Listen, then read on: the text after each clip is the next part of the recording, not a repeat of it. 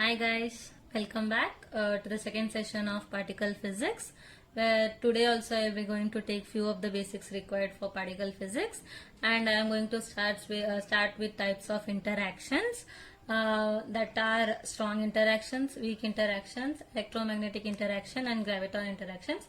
Strong interactions is due to gluons and weak interaction due to omega plus minus and z naught, and electromagnetic interaction is due to photons and gravitational interaction is due to gravitons.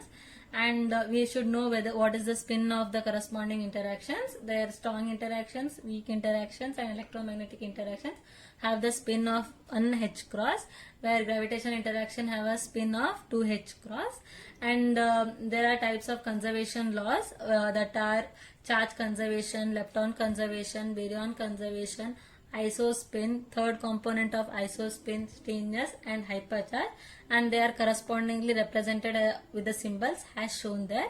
With these help of conservation law, we can determine whether the given reaction is conserved or not. If any reaction is represented by finding out whether the component of is conserved or not, whether the reaction is conserved or not. For charge conservation, we should know whether the given charge is positive or negative. For example, for proton, it has a plus charge. For neutron, charge is 0. For pi plus, the charge is plus 1. Correspondingly, for the other particles. And for the lepton conservation, we should know whether the given particle belongs to the lepton or not. For baryon conservation, we should know whether the particle belongs to the baryonic group or not. For isospin is given by formula with an formula I is equal to m minus 1 by 2, where m is multiplicity, that is number of particles in a given group. For example, for a pion group, it consists of pi plus, pi naught and pi minus. For that multiplicity m is equal to 3. Then for isospin for pion group is equal to 1. Okay, correspondingly we can determine the different particles. And now let's move on to the third component of the isospin, is defined as I3 is equal to Q minus Q bar, where Q is the charge of the particle and Q bar is the average charge of the particle. By substituting the charge and the average charge, we can also find the third component of isospin. Now move on to the strangeness. Strangeness, these are the some hadrons which are formed by the strong interactions and decay through weak interactions. These few particles exhibits these type of strangeness, where strangeness is defined as S is equal to 2q bar minus 2i3 minus b.